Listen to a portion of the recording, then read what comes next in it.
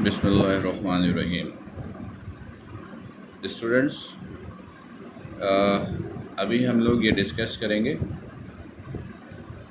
कि aptitude exams में projectile motions का रोल क्या है। हम लोग चैप्टर नंबर 4 पे डिस्कशन शुरू कर रहे हैं और चैप्टर नंबर 4 का टाइटल है मोशन इन 2 डायमेंशन।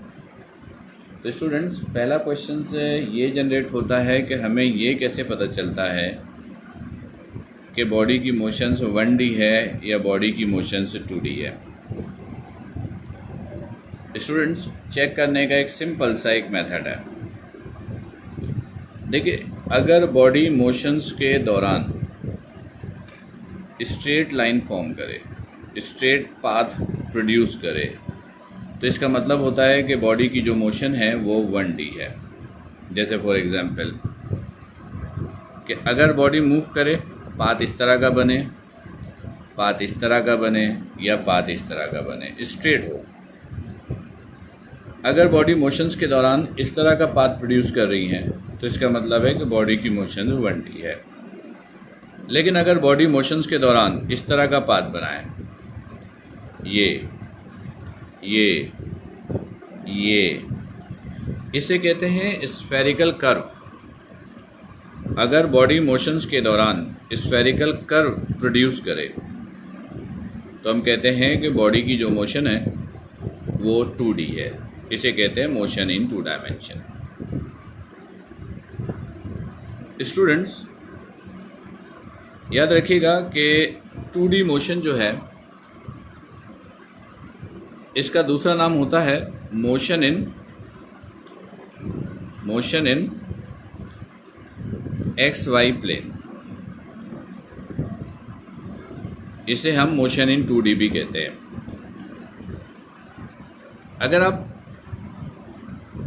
इस मोशंस को जो स्फेरिकल कर्व में होता है आप डिफाइन करना चाहो तो कुछ इस तरह डिफाइन करते हो कि when a body moves in XY plane under the influence of gravity,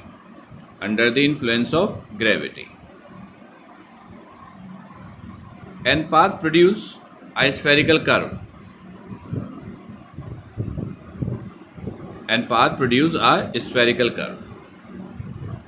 then motion of the body is called projectile motion।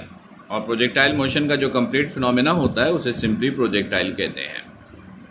फिर सुनिएगा, जब बॉडी XY प्लेन पर मूव कर रही हो under the influence of gravity और स्फेरिकल कर्व फॉर्म हो तो बॉडी की मोशन को क्या कहते हैं? Projectile motion.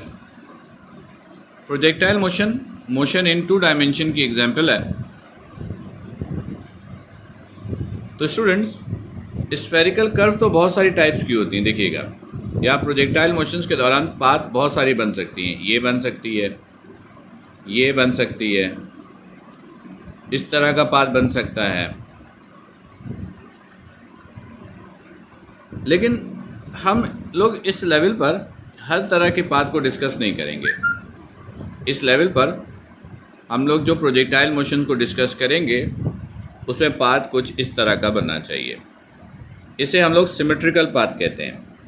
यानी अगर आप दरमियान से कट कर दें तो ये हिस्सा और ये वाला हिस्सा, ये दोनों बिल्कुल एक जैसा होगा, सिमेट्रिकल होगा।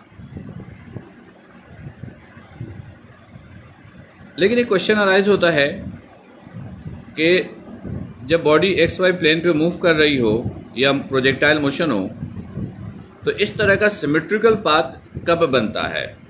तो याद रखिएगा, अगर बॉडी मोशंस के दौरान 3 पॉइंट्स को फॉलो करे तो इस तरह का पाथ प्रोड्यूस होगा। इसे सिमेट्रिकल पैराबोलिक पाथ भी कहते हैं। इस तरह का पाथ प्रोड्यूस होगा, अदरवाइज किसी भी शेप का स्फेरिकल पाथ प्रोड्यूस हो सकता है।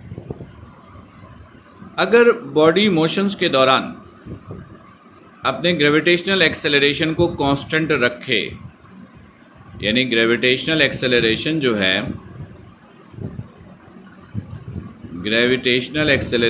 है वो कांस्टेंट हो, यानी जी की वैल्यू में कोई तब्दीली ना आए, नंबर 1। नंबर 2, एयर प्रेशर का भी कोई इफेक्ट नहीं होना चाहिए, यानी एयर प्रेशर की वजह से भी बॉडी की मोशन डिस्टर्ब नहीं होनी चाहिए। Third, due to rotation of earth, due to rotation of earth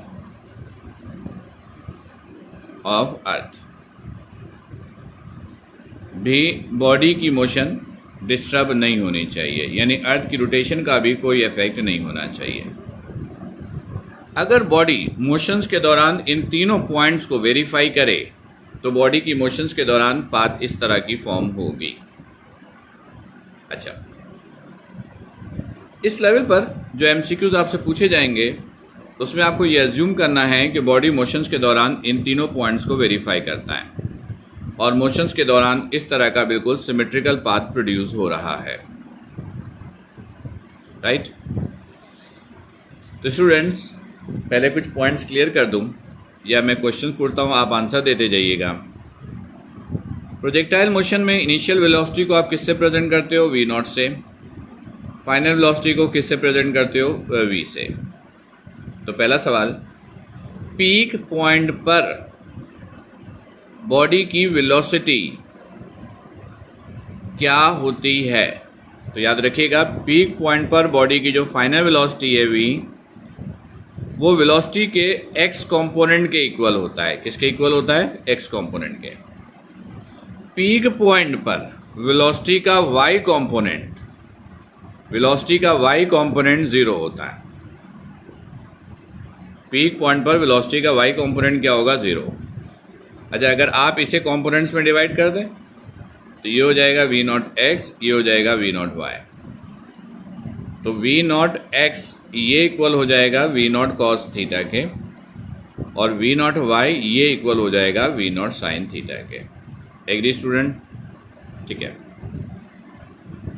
student, याद रखिएगा कि ये जो प्रोजेक्टाइल मोशन है, प्रोजेक्टाइल मोशंस के दौरान x कंपोनेंट का जो एक्सेलरेशन होता है, acceleration for x component, acceleration for x component, ये हमेशा 0 होता है।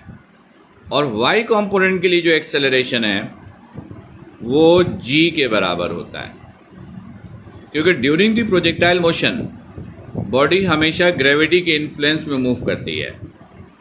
तो याद रखिएगा, कंप्लीट प्रोजेक्टाइल मोशंस के दौरान बॉडी में x कंपोनेंट के लिए कोई एक्सेलरेशन प्रोड्यूस नहीं होता, या आप ये कहिए कि पूरे प्रोजेक्टाइल मोशंस के दौरान वेलोसिटी x कंपोनेंट के लिए हमेशा क्या होता है? कांस्टेंट, कांस्टेंट होता है फॉर x कंपोनेंट। ठीक स्टूडेंट, हॉरिजॉन्टल डिस्टेंस के लिए आप x का सिंबल यूज़ करते हो या r का, और वर्टिकल हाइट के लिए आप y या h का सिंबल यूज़ करोगे। क्लियर? अच्छा स्टूडेंट, ये बताइए कि प्रोजेक्टाइल मोशंस के दौरान वो कौन सी पोजीशन है जहाँ पर वेलोसिटी मैक्सिमम होती है और वो कौन सी पोजीशन है जहाँ पर वेलोसिटी मिनिमम होती है? तो याद रखिएगा, इनिशियल पॉइंट पर और लॉन्चिंग पॉइंट पर, लॉन्चिंग पॉइंट पर और लैंडिंग पॉइंट पर, यानी एंडिंग पॉइंट पर वेलोसिटी मैक्सिमम होती है, और पीक पॉइंट पर बॉडी की वेलोसिटी मिनिमम होती है, कम से कम होती है। Right student? स्टूडेंट, ये जो पाथ है, ये जो पाथ है, इसे पाथ ऑफ प्रोजेक्टाइल मोशन, जिसे हम लोग ट्रेजेक्ट्री भी बोलते हैं, इस पाथ को आप पैराबोलिक पाथ भी बोलते हो। तो मेरा ये सवाल है कि मुझे बताइए कि ये जो पाथ है जिसे आप पैराबोलिक पाथ या ट्रेजेक्ट्री कहते हो, ज़रा इसकी इक्वेशन मुझे बता दीजिए कि इसकी इक्वेशन क्या होती है। जी स्टूडेंट्स,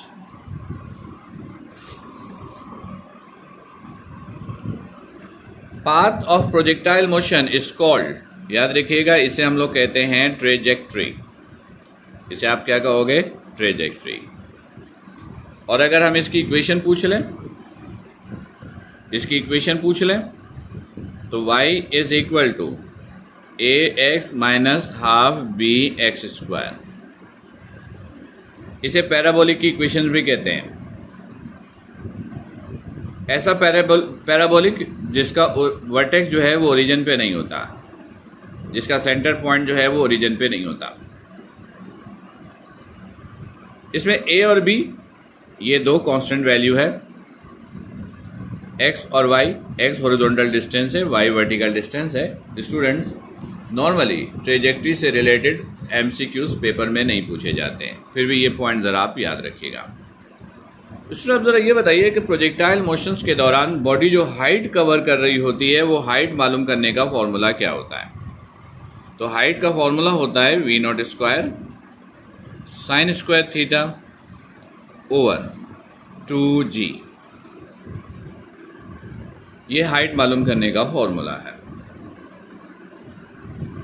तो स्टूडेंट्स, इसमें एक MCQ बनता है कि फ़र्ज़ कीजिए कि हमने बॉडी की इनिशियल वेलोसिटी को डबल कर दिया, तो बताइए हाइट कितनी होगी। इस तरह के MCQs का आंसर देने के लिए मैंने आपको मेथड समझाया था। हमने कहा था कि पहले ये पता कीजिए कि जो चीज़ मालूम करनी है उसका फॉर्मूला क्या है। तो हाइट मालूम करना है तो हाइट का फॉर्मूला क्या है? v0 square sine square theta over 2g। फिर मैंने कहा था एक काम कीजिए, इसी फॉर्मूले में जो चेंजेस की गई हैं वो चेंजेस कर दीजिए। हाइट एज इट इज़ है, वेलोसिटी को डबल किया गया 2v0, ये sign square theta over 2g। फिर मैंने कहा था कि जब ये नई शक्ल आ जाए तो फॉर्मूले की एक्चुअल वैल्यू कैंसिल कर दीजिए, बाकी जो बचेगा वो आपका आंसर होगा। मतलब h cancel, v0 square cancel, sign square theta cancel, 2g cancel, क्या बचा? 2 का स्क्वायर। तो करेक्ट आंसर इज़ 4। यानी इसका मतलब है कि अगर इनिशियल वेलोसिटी को डबल कर दें तो हाइट कितनी टाइम्स इंक्रीज हो जाएगी? 4 टाइम्स। क्लियर? ठीक है स्टूडेंट्स, इस MCQ का आंसर दीजिएगा। अगर हाइट को हाफ कर दें तो अब v0 कितना होगा? उसी तरह का MCQ है जिस तरह पीछे भी हमने डिस्कस किया था। स्टूडेंट, इसका आंसर कैसे देंगे? मैंने आपको लॉजिक समझाया है। यहाँ पर मालूम क्या करना है v0, तो पहले v0 के लिए फॉर्मूला बना लीजिए। h इक्वल है v0 square sine square theta over 2g। तो 2gh over sine square theta root लिया, ये बराबर हो गया v0 के। ये v0 का फॉर्मूला है। अब जो चेंजेस की गई है वो चेंजेस कर दीजिए, इसी फॉर्मूले में पुट कीजिए। Root as it is, 2 as it is, g as it is, h की जगह h ओवर 2, क्योंकि हाइट को हाफ किया गया। Sine square theta as it is, ये v0 एज इट इज़। अब फॉर्मूले की एक्चुअल वैल्यू यहाँ से कैंसिल कीजिए, जो रिजल्ट लेफ्ट रह जाएगा वो आंसर होगा। v0 रूट से ये रूट, फिर 2g है 2g, फिर h है, फिर h कैंसिल, फिर साइन स्क्वायर थीटा ये कैंसिल। स्टूडेंट क्या बचा? Root 1 over 2। 1 का रूट लेंगे तो 1, 2 का रूट निकलेगा नहीं तो 1 over root 2 is the correct answer. Clear? चलिए स्टूडेंट्स, फिर ज़रा इस MCQ का आंसर दीजिए। रेंज मालूम करने का फॉर्मूला बता दीजिए। स्टूडेंट्स, रेंज मालूम करने का फॉर्मूला होता है R is equal to v0 square sine 2 theta over g। और याद रखिएगा कि अगर थीटा की वैल्यू 45 डिग्री हो तो रेंज मैक्सिमम होता है। रेंज क्या होता है? मैक्सिमम। और मैक्सिमम रेंज के लिए फॉर्मूला ये होता है v0 square over g। Student, यहाँ पर मैं एक पॉइंट क्लियर कर दूँ, और बड़ा ही इम्पोर्टेंट इन्फॉर्मेशन है, अक्सर MCQ पूछा जाता है। प्रोजेक्टाइल मोशन में डबल एंगल यानी 2 एंगल इस तरह के होते हैं कि उनमें से कोई भी एंगल यूज़ किया जाए तो रेंज की वैल्यू हमेशा सेम मिलती है।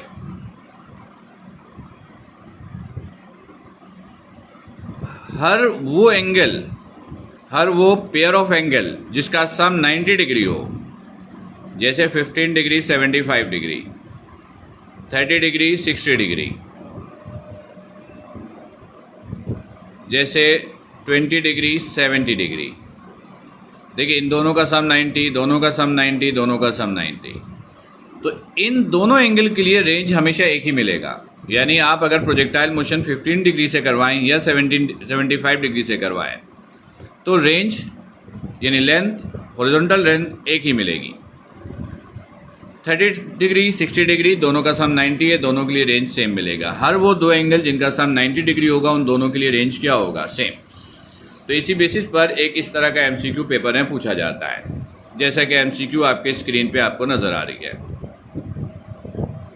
If angle of projection is 30 degree and range is 100 metre. कह रहे हैं कि 30 डिग्री के एंगल से बॉडी को प्रोजेक्टाइल मोशन करवाया गया और रेंज कितना मिला, 100 मीटर। तो अगर एंगल ऑफ प्रोजेक्शन 60 डिग्री बन जाए तो बताइए अब रेंज क्या होगी। तो स्टूडेंट 60 और 30 दोनों का सम कितना हो गया, 90। मतलब दोनों के लिए रेंज सेम होगा। अगर 30 डिग्री के लिए रेंज 100 मीटर है तो 60 डिग्री के लिए भी रेंज कितना होगा, 100 मीटर। क्लियर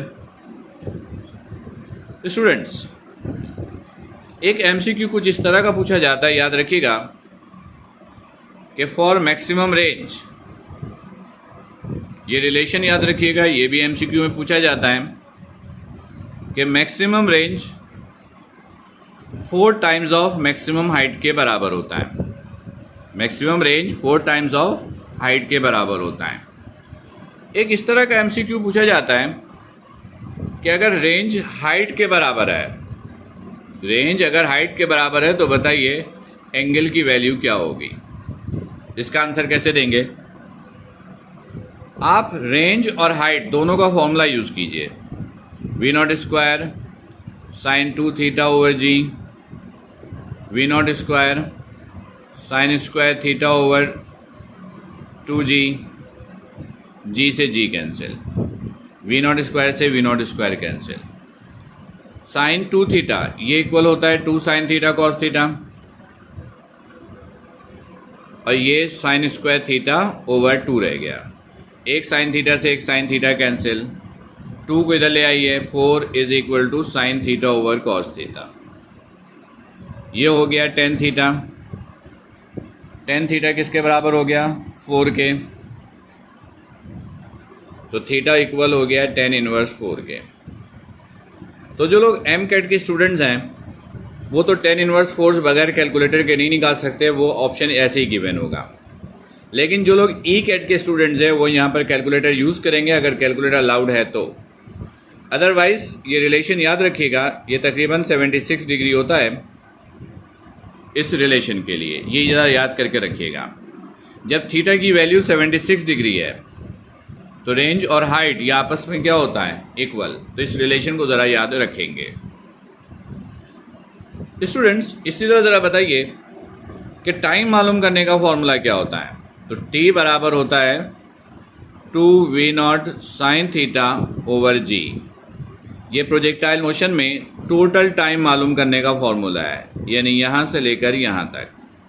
अगर हाफ टाइम कहें तो आप इसको स्मॉल t कह लें और ये ज़रा याद रखेंगे।